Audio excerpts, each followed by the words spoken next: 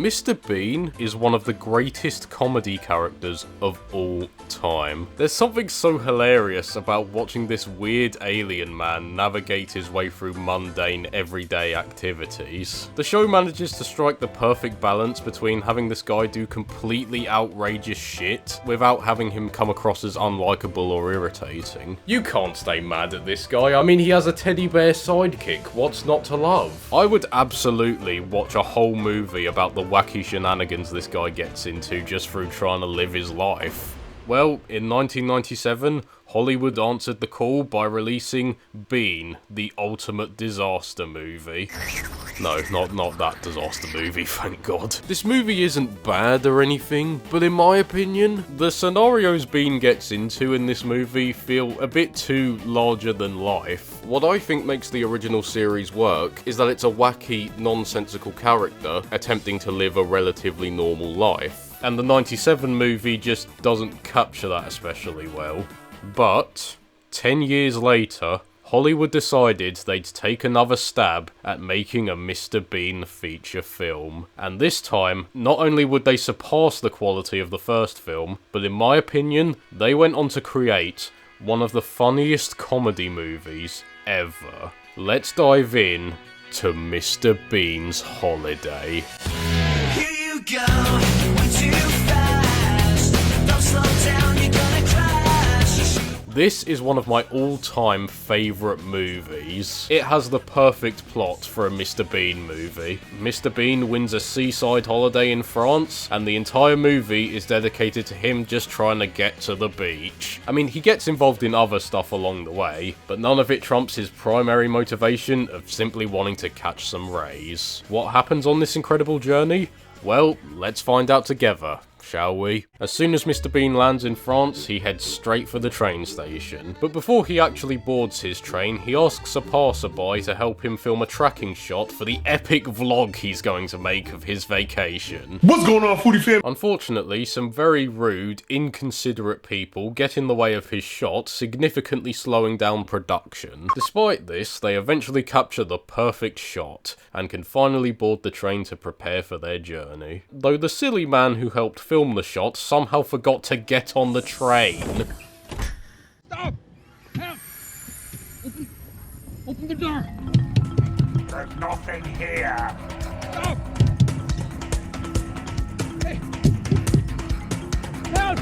Help! I'll give you the rest, pal. You snooze, you lose, brother. I'm gonna post this shit on YouTube right next to my vlogs. As if this couldn't be any more of a tragedy, the man left his poor 12-year-old son on the train all alone to fend for himself. Despite having nothing to do with the situation, being the humble man he is, Bean decides to assume responsibility by waiting with the boy at the next station for his deadbeat to arrive. Eventually he shows himself, after getting on a train that didn't stop at the next station, knowingly by the looks of it, as he holds up a sign with a phone number written on it, the last two numbers of which he covers up with his hands. Oh my God. What a silly, silly man. Fortunately though, the Bean Burger has a plan. He lists all 100 two-digit number combinations and begins to call every single phone number that could possibly belong to the deadbeat.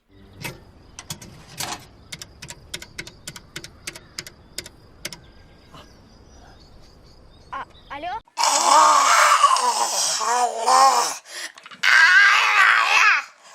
Yes?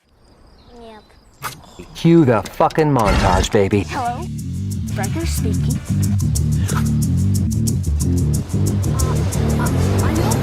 Fuck off, you cock! Put the fucking phone down on the freak.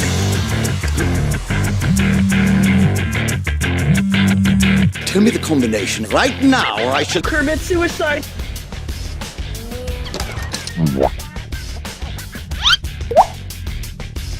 What's up? This is the coach. Coach Malone. Hey, who is this? Don't tell him, Pike! Pike! Eventually they do manage to call the correct phone number, but the deadbeat's too busy feeling sorry for himself, he doesn't even notice his son trying to contact him. Я уверен, позвони. Pick up. Pick up the phone. Come on, pick up the phone. Pick it up, pick it up, pick it up, pick it up, pick it up, pick it up, pick it up. Come on, pick up the phone, pick it up. Answer the phone, answer the phone, answer the phone. Will you please answer the phone? Thank you. Eventually, they run out of money, so Bean politely asks a nearby woman if she could kindly spare some change for the payphone.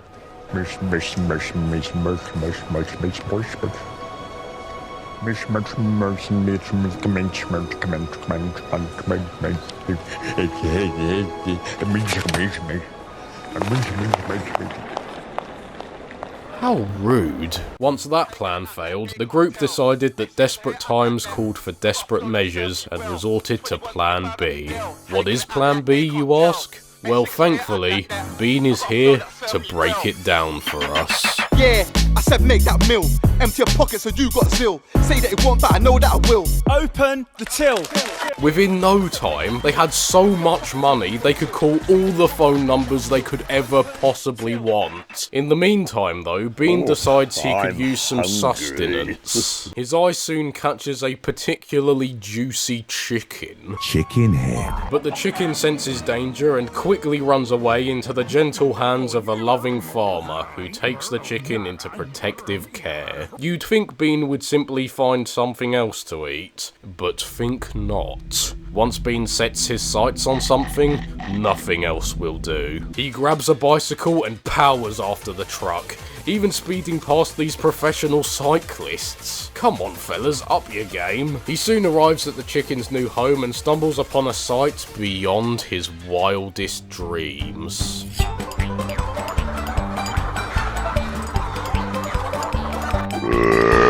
Having devoured his feast, Bean leaves the facility to discover that his mode of transport has been completely flattened by something. This puzzling mystery leaves Bean no choice but to begin the long trek by foot back to the boy. He collapses midway through his journey and awakens to find one of the most beautiful sights he has ever been beholden to. A wonderful little village, completely frozen in time, having refused to be bogged down by the stresses and hindrances of modern day technology. Where the children play outside in the streets, where artists play music from deep within their souls, and where couples can live long, beautiful lives together. As Bean prepares to make his move on the woman he's just fallen in love with, absolute disaster strikes.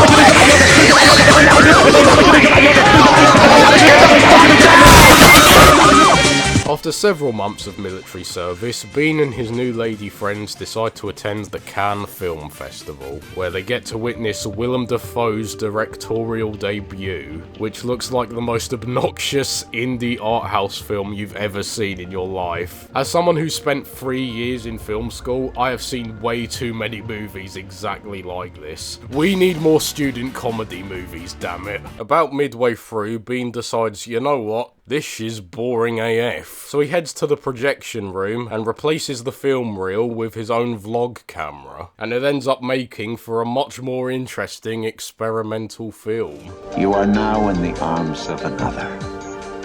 Who is he? This man. Holy shit, bro, this is extraordinary. Mr. Bean is an auteur. Put him in a room with Ongo Gablogian so that they can find treasure in the trash together. Naturally, Mr. Bean gets a standing ovation for his spectacular work. You stole my son! What? How'd you figure that? Because he decided to wait with him after you were too busy lollygagging around to get on a train, and then couldn't get on a train that stopped at the next train station? And you thought he was evil after expressing disgust at how much surveillance we have in today's society? Fuck off, man. He didn't steal shit. If anything, he saved the kid from your stupid ass. The fuck you gonna do, huh? Oh, fucking Mr. Bean, look at that. magic. So yeah, the deadbeat dad is reunited with his son. Mr. Bean finally goes to the beach after a long, complicated trip to get there, and the pretentious film director plagiarizes the work of a true artist. What a happy ending.